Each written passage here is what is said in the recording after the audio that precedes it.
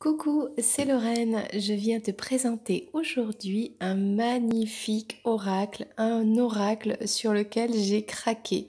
Voilà, alors surtout, ne me laissez jamais toute seule euh, dans les magasins ésotériques ou à Cultura ou bon bah voilà.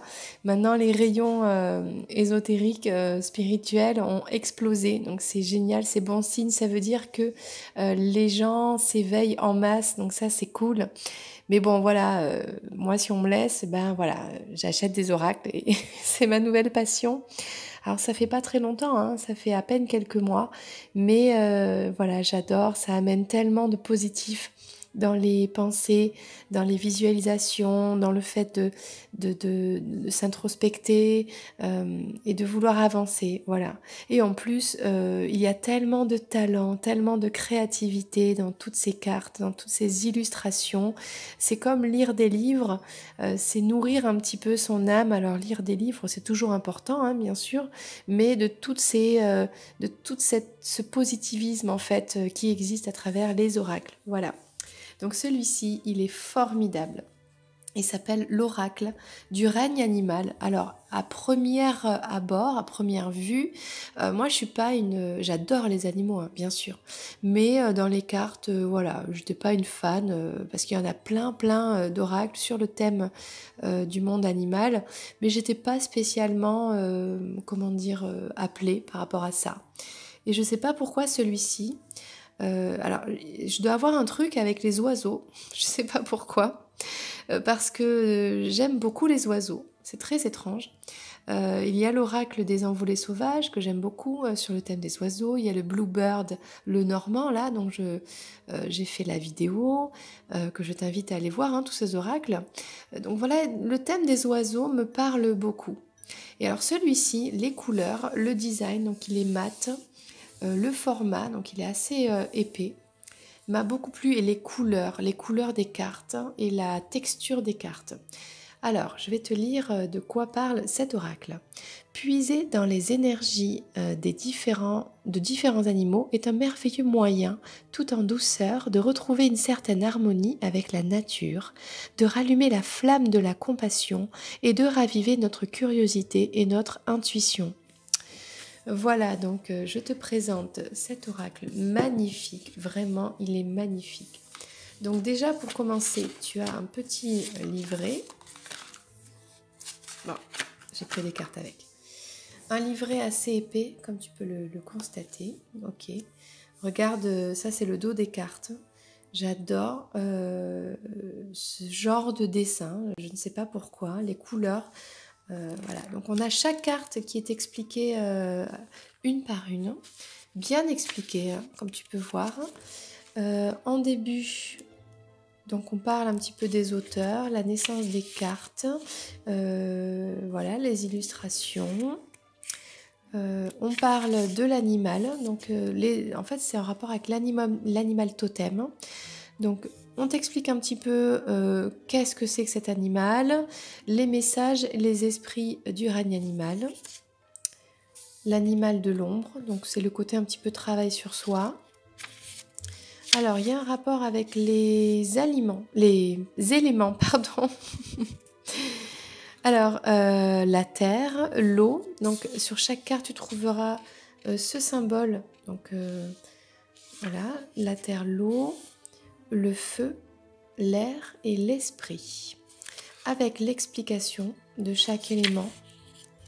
Parce que voilà, dans la nature, tout est bien orchestré pour l'équilibre. Et donc voilà, ça parle un petit peu de ça. Il y a des rituels de purification. Donc ça, c'est cool. On explique comment nettoyer les cartes, comment utiliser les cartes. Avec des tirages rapides, l'évolution d'une situation avec 2 cartes. Le tirage sur les 5 éléments. Le tirage de la pyramide du règne animal. C'est déjà pas mal tout ça, hein. Les cartes, voilà, expliquées. Franchement, super. C'est super. Et regarde-moi la beauté de ces cartes. Alors, je ne l'ai pas mis dans l'ordre parce que bon, c'est un oracle, il y a un petit peu toutes sortes d'animaux, je pense qu'il n'y a pas besoin. Alors, ce que j'aime, c'est déjà le côté, la texture mate des cartes. J'aime beaucoup le bruit que ça fait. Et puis ça fait plaisir d'avoir une tranche. Alors elle est orange en fait, hein, cuivrée, voilà, je cherchais le mot. Une tranche cuivrée, donc c'est vraiment magnifique. Donc j'aime beaucoup vraiment quand on mélange les cartes, c'est hyper agréable. Rien que pour mélanger les cartes, j'ai envie de toucher les cartes, quoi. Voilà, tellement que c'est beau. Allez, je te présente les cartes une par une, c'est parti. Donc là, on a le cygne avec l'harmonie. Regarde toutes ces couleurs, comme c'est beau. On a le dauphin avec le jeu. Alors, juste pour te dire qu'il y a un numéro sur les cartes. Il est ici. Tu vois, là, c'est la carte numéro 16. Donc, tu peux te référer ensuite au livre. Donc là, on a le chien avec le pardon. On a le chat avec le mystère, donc on voit l'élément ici, hein, donc c'est le symbole que l'on a sur chaque carte, et avec des couleurs que l'on retrouve autour, enfin, waouh, j'adore. Il y a un travail magnifique sur ces cartes. Donc la menthe religieuse avec la patience. Ah. Le papillon de nuit avec la prise de conscience. Le flamant rose, la communauté, alors il forme un cœur, comme c'est mignon, c'est beau, c'est vraiment beau. La paon, le maternage, alors c'est le paon, mais au féminin, hein, d'accord, tu as compris? Avec les plumes de paon là. C'est un très très bel animal. Ici on a la cigale avec les cycles. L'aigle avec la force. La remanta, la présence. Donc il y a vraiment les animaux autant de l'air, de l'eau, de la terre, un petit peu de partout. Donc la vache, la nourriture, la vache sacrée en Inde. La licorne, alors ça c'est un animal imaginaire. Donc intéressant de le retrouver ici, avec les miracles. Et oui, bien sûr. Est-ce que c'est réellement imaginaire? That's the question. Le papillon avec le changement et ses magnifiques couleurs. Le bison, la gratitude. L'alpaga, la curiosité. Ça, c'est vrai. J'adore. C'est pas facile de mettre des expressions sur des animaux. Et là, dans cet oracle, c'est vraiment très, très bien fait. Le wombat, l'exploration. Le corbeau avec la magie. Alors, la pieuvre, l'intelligence. Ah oui. Le merle bleu, le plaisir. Magnifique couleur, avec de l'aquarelle comme ça. Le dragon d'eau, équilibre. La chèvre, ancrage. Le canard, connaissance.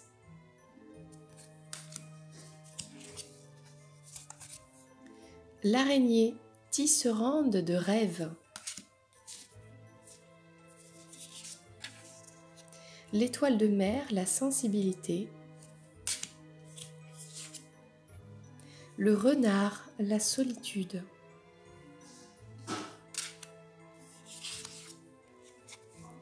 Le caméléon, l'énergie. J'adore, les dessins sont vraiment très bien faits, très expressifs, très belles couleurs, un beau choix de couleurs. Le loup avec le lien. L'hippocampe, l'amour. Oh, que c'est mignon. L'orang-outan, la création. Il est mignon lui aussi. La coccinelle, la chance.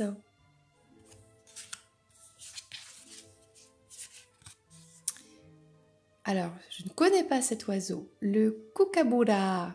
Le kookaburra. Amusement. Il est rigolo. Ici, on a donc le martin pêcheur, la paix. Donc, c'est l'image qui a été choisie pour représenter cet oracle. Parce que les couleurs, en fait, du bleu et de l'orange vif, voilà, ils se sont inspirés de ces couleurs-là pour le dos des cartes, hein, que je remontre ici, magnifique. Le serpent, la transformation. Là, il est beau, le serpent. La tortue, la longévité. Qu'elle est mignonne aussi. Oh, ils sont tous beaux, hein. Franchement, dans cet oracle, tous les animaux sont très beaux. La bergeronnette, l'essence, essence. Bon, je ne connais pas bien les oiseaux, j'avoue. Le requin, c'est un requin marteau, hein, sur l'image. L'instinct. Oh, le chameau, la fête. Ah bah lui, il est bien décoré aussi, hein, sur cette carte. La chouette, l'intuition. La girafe, perception. Et oui, avec ses très beaux dessins sur son corps. Le lion, assurance.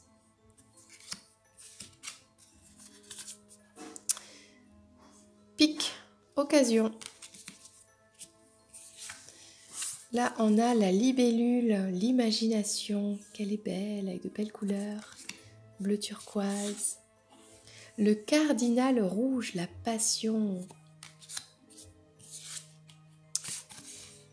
Le poisson perroquet, l'authenticité. L'abeille, le pouvoir. Ah tiens. Waouh, j'adore. Le jaguar, intention, qu'il est beau. Et oui, parce que je suis une grande fan des félins. Le paresseux, il est tout mignon, il sourit. La sagesse. L'éléphant, la compassion. Ah oui, lui aussi, il est magnifiquement peint et orné, comme en Inde pour les cérémonies. L'ours, la protection. Le crabe, la confiance. Ah tiens, ouais.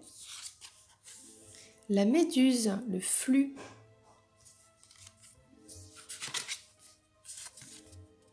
Le colibri, la joie. Il est très beau lui aussi. Alors, on a la grenouille, qu'elle est mignonne, la guérison. Trop mignon, vraiment cet oracle, ça fait du bien, je trouve. Même les couleurs font du bien. Le cheval, motivation. Le gecko, la sensualité. Et pardon si des fois je prononce mal, ce sont juste des animaux que j'ai pas l'habitude de côtoyer, on va dire. La baleine, la communication. Le petit cochon qui l'échoue, l'abondance, et oui. Le jabirou, la fondation. Le tigre blanc, vision. Qu'est-ce qu'il est beau lui aussi. L'ibis, acceptation. Le cerf, la grâce. Et oui, ça c'est Bambi. Là, on a le pan. Ah, on avait la panne tout à l'heure, je ne sais pas comment ça se prononce. Et là, c'est le pan, l'inspiration. On avait monsieur, madame, donc. Là, on a le scarabée, la pureté. Ah tiens, c'est marrant. Alors, il faudra lire le livre parce que c'est vrai que quand je pense à pureté, je pense pas à un scarabée. Donc là, le phénix, alors c'est pareil, hein, c'est un animal légendaire, le renouveau. Et voilà, et il est dans cet oracle. Donc regarde-moi ça comme il est beau cet oracle. Alors je t'invite à rester avec moi. On va tirer une carte et lire le message pour toi. Qu'est-ce que t'en penses? Alors toi qui regardes cette vidéo, quel est le message pour toi aujourd'hui? Allez, on va te trouver un bel animal avec un magnifique message.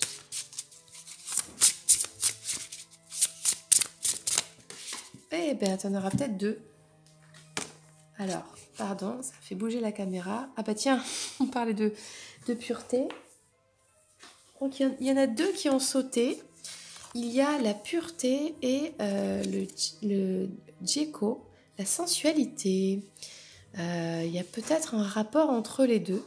Peut-être un nettoyage à faire sur sa sensualité, sur ses relations, peut-être voilà, retrouver des relations plus saines, une sexualité, une sensualité plus saine, plus pure, peut-être tourner vers une seule personne et pas un peu tout le monde. Bon, voyons maintenant chaque carte, la signification.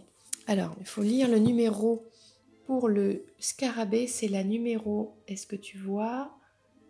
Oui, 53 pour la pureté. On va aller voir ça ensemble. Donc déjà, qu'est-ce qu'on peut dire? Ah, bah alors, le scarabée, donc c'est une carte liée à l'élément esprit. Allez, on va lire ça ensemble. Déjà, pour commencer, est-ce que tu vois bien? Voilà. Message des scarabées. Être sans cesse en mouvement et savoir jeter apporte un sentiment de liberté et un peu de lumière. Ok. Allez, je vais te lire le texte. Les scarabées qui sont présents sur toute la planète sont de taille, de forme et de couleurs très variées. Ce sont de gentils omnivores qui se nourrissent de plantes, de sève, de feuilles, de champignons et parfois d'insectes. Ils sont également friands de fruits, de matières végétales et certaines espèces sont bien connues pour consommer les excréments de mammifères herbivores au gré des circonstances. Ok. Ces drôles de petites bêtes ont la capacité de creuser des tunnels et des terriers pour entreposer leur nourriture, ainsi que de créer des boules de bouse parfaitement cylindriques qu'elles font rouler jusqu'à leur terrier. Après être sortie de son œuf, la larve va passer par toute une série de changements importants qui vont lui permettre de se renouveler quotidiennement. À l'étape ultime de sa transformation, lorsqu'elle est devenue un scarabée, son corps est composé de 3 parties distinctes, ce qui lui confère force et souplesse tout en lui assurant une certaine protection. La carapace rigide des scarabées s'ouvre pour laisser place à de magnifiques ailes translucides qui leur permettent de voler vite et haut. Dans l'Égypte antique, le scarabée était considéré comme le symbole du dieu Ré, à l'origine du lever du soleil. En effet, il était largement associé au système solaire à cause non seulement de ses antennes, qui font penser à des rayons de soleil, mais également à sa dextérité, si particulière pour façonner et faire rouler des boules de bouse.